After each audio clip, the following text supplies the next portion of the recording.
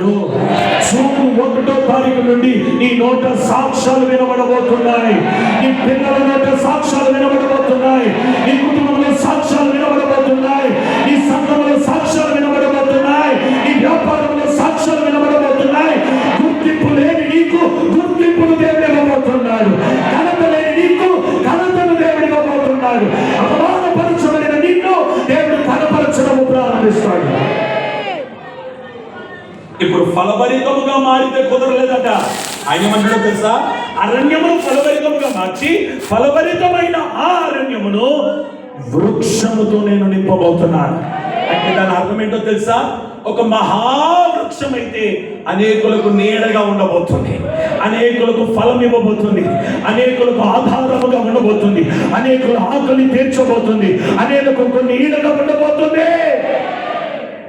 నిన్నటి వరకు నీకే నీడలేదు, నిన్నటి వరకు నీ ఆకలే తీర్చబడలేదు, నిన్నటి వరకు నీ దాహమే తీర్చబడలేదు. ఇప్పుడు ఆయన ఏమంటాడంటే అరణ్యం ఫలాభివృద్ధి చేసి ఫలాభివృద్ధి పొందిన ఆ అరణ్యంలో వృక్షం ఒకటి నాటుతాను. ఆ వృక్షము నీవే. నిన్నటి వరకు నీ దాహము నీకు తీరలేదు, కానీ నీవు అనేకుల దాహము తీర్చబోతున్నావు, అనేకుల ఆకలి తీర్చబోతున్నావు, అనేకులకు నీడనివ్వబోతున్నావు, అనేకులకు ఆశ్రయం ఇవ్వబోతున్నావు. నీ ద్వారా అనేకులు పని తెచ్చుకోబోతున్నారు. నేను అంటాను, ఈ రోజు నుండి నువ్వు ఒకరి కింద పని చేయడం కాదు, నీ కింద పని చేసేటట్టుగా దేవుడు చేయబోతున్నాడు. మా పాస్టర్ గారి యొక్క తమ్ముడు, వాడు చిన్న వయసులోనే తల్లి చనిపోయింది, అంటే మా అత్తగారు చనిపోయింది. వాళ్ళ నాన్న చిన్న పని చేసుకునేవాడు, డిగ్రీ వరకు చదువుకున్నాడు. ఇంట్లో పరిస్థితులను బట్టి ఓ చిన్న ఉద్యోగానికి ఎక్కినాడు. ఒక 13,000 రూపాయల శాలరీతో ఒక ఉద్యోగంకి ఎక్కినాడు. ఇంచుమించు కొన్ని సంవత్సరాలు చేసిన తర్వాత నెమ్మదిగా ఇంక్రీస్ అయింది. ఆ తర్వాత వేరే ఉద్యోగానికి రాసినప్పుడు వాళ్ళు అన్నారు, డిగ్రీ చదువుకున్నావు, నీకు అంతకంటే పై చదువులు లేవు కదండి, నీకు అంత పెద్ద జాబ్ మా దాంట్లో మేము ఇవ్వలేము, ఏదో చిన్న జాబ్ అయితే ఇస్తామని అన్నారు. సరే, కంపెనీ మారాలనుకున్నాడు, వేరే కంపెనీకి మారినాడు. మొత్తానికి ఆ చిన్న ఉద్యోగానికి ఒప్పుకున్నాడు. మొన్న ఒక ఇంటర్వ్యూ జరిగింది, ఆ ఇంటర్వ్యూలో పాస్ అయినాడు. విచిత్రం ఏంటో తెలుసా? డిగ్రీ వరకే చదువుకున్న ఆ వ్యక్తిని ఆ కంపెనీకి దేవుడు మేనేజర్ పోస్ట్ ఇచ్చినాడు.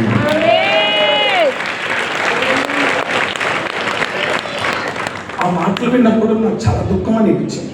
ఎందుకనంటే ఒక తల్లి లేని బిడ్డ, అనాథ బిడ్డగా పెరిగి చదవడానికి స్తోమత లేకుండా ఉన్న దాంట్లోనే తృప్తి పడడానికి ఏదో ఇల్లు గడిస్తే చాలనుకొని అలా ఇల్లు నడిపించడానికి కంపెనీకి జాయిన్ అయిన వ్యక్తిని ఈరోజు దేవుడు ఒక స్థానాన్ని ఇస్తే ఇంచుమించు ఒక 100 మందికి పైగా దేవుడు ఇతన్ని ఆ కంపెనీలో హెడ్గా నిలబెట్టినాడండి. దేవుడి కృప కాదా? అరణ్యము ఫలాభివృద్ధి పొందలేదా? ఫలాభివృద్ధి వృక్షం అవ్వలేదా? మా అయ్యగారు సాక్ష్యం చెప్పినాడు పరవశం రోజు. నేను ఆ సాక్ష్యాన్ని మళ్ళీ వినాలని ఆశ. 12 గంటలు ఉపవాస ప్రార్థన రోజు మరలా చెప్పిస్తాను. నేను ఫ్రీ టైం ఇస్తాను, అయ్యా మీ ఇష్టం, మీరు అంతే చెప్పండి. ఆయన అద్భుతమైన సాక్ష్యం ఏంటంటే, ఎక్కడో ఫుట్పాత్ మీద టీ అమ్ముకున్న పరిస్థితి ఈరోజు కొన్ని వేల మందికి, కొన్ని లక్షల మందికి చేతితో ఇవ్వగలిగిన స్థాయిలో దేవుడు ఆయన నిలబెట్టున్నాడు. మహావృక్షముగా మార్చున్నాడు. చేస్తాడా? చేయడా? చెప్పండి గట్టిగా. నీ బ్రతుకు అరణ్యమే. నేను అంటాను, నీ అరణ్యమును ఫలాభివృద్ధిగా చేసి ఫలాభివృద్ధిని వృక్షముగా మార్చగలిగిన దేవుడు మనం ఆరాధిస్తున్నాం. సామాన్యుడు కాదు మన దేవుడు. అర్థమవుతుందా? మనం ఆరాధిస్తున్న దేవుడు సామాన్యుడు కాదు. ఈరోజు నేను యేసు నామమును ప్రకటిస్తున్నాను. నీ చరిత్ర మార్చగలిగిన యేసయ్య ఇక్కడ నిలబడి ఉన్నాడు. నీ తలరాత మార్చగలిగిన యేసయ్య ఇక్కడ నిలబడి ఉన్నాడు. నీ పరిస్థితులు మార్చగలిగిన యేసయ్య ఇక్కడ నిలబడి ఉన్నాడు. యేసు నామములో నీవు వృక్షముగా మారుదువుగా. గట్టిగా చెప్పు.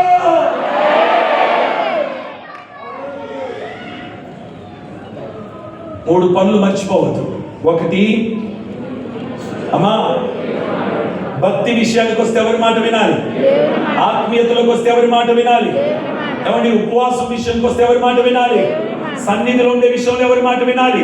పరిచర్య విషయానికి వస్తే ఎవరి మాట వినాలి? దేవుని మాట వినాలి. రెండవది, అమ్మా అమ్మా అమ్మా ఎవరి మీద కోపపడద్దు. నీ కోపాన్ని ఎవరి మీద చూపొద్దు. నేను అంటాను, ఎన్ని జరిగినా ఏమి జరిగినా ఆయన చిత్తము లేకుండా, ప్రణాళిక లేకుండా ఏది కానీ గొప్ప ప్రణాళిక కలిగిన దేవుడు నిన్ను అరణ్యములో నడిపిస్తున్నాడు అని అంటే గుర్తుపెట్టుకో, అరణ్యం ఎప్పటికీ అరణ్యముగా ఉండదు. అరణ్యం ఒక రోజును దాటాలి. దాటిన రోజే మహావృక్షమును చూడబోతున్నావు. ఇంకా ఎంతకాలం అనొద్దు. అరణ్యములో నడవాలి, అరణ్యము నుండి బయటికి రావాలి. ఆ అరణ్యమే మహావృక్షముగా ఉండబోతుంది. 3వ మాట ఏంటంటే, మత్తుడుగా ఉండక, నిద్రపోతుగా ఉండక, అశ్రద్ధగా ఉండక. స్తోత్రం చెప్తాం ఒకసారి గట్టిగా. ఇంకొంచెం గట్టిగా చెప్పండి. నేనంటాను, ఇక్కడ ముందు కూర్చున్న మీరందరూ కూడా నిద్రపోకుండా, మత్తులు కాకుండా మీరు ప్రతి మాటకు స్పందిస్తున్నారు కనుక, ఈ వేదిక మీద కూర్చున్న వాళ్ళు నిద్రపోకుండా స్పందిస్తున్నారు కనుక ఈ దైవజనుడితో దేవుడు మాట్లాడడం ప్రారంభిస్తాడండి. అదే మీరు స్టేజ్ మీద కూర్చొని మత్తులై నిద్రపోతోలై, ఎవడు ముందు కూర్చున్న వాళ్ళు మత్తులై నిద్రపోతోలై, దేనికి హల్లెలూయా అనకుండా దేనికి మాట్లాడకపోతే, ఇప్పుడు ఆ అరణ్యంగానే ఉంటది. రమ్యమైన పొలములో ముళ్ళ పొదలే. వాక్యం వినేటప్పుడు మత్తుడుగా ఉండొద్దు. సంఘానికి వచ్చినప్పుడు, సన్నిధికి వచ్చినప్పుడు మత్తుడుగా ఉండొద్దు. స్తోత్రం చెప్తామా గట్టిగా. ఇప్పుడు ఏమండి, విత్తనం వేస్తున్నాం.